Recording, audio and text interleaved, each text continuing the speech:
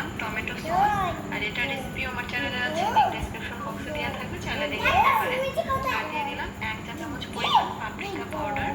এতে করে খুব সুন্দর একটা স্মোকি ফ্লেভার আসবে। তো হাতের কাছে না থাকলে না দিলেও হবে।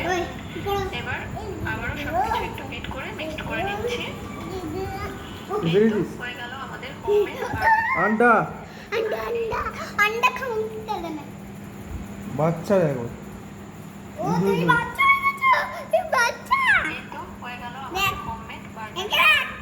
এটা দেখ পাশে শুয়ে আছে কনসিস্টেন্সি দেখিস তুই যদি মারিস না দেখ তো পাতলা না।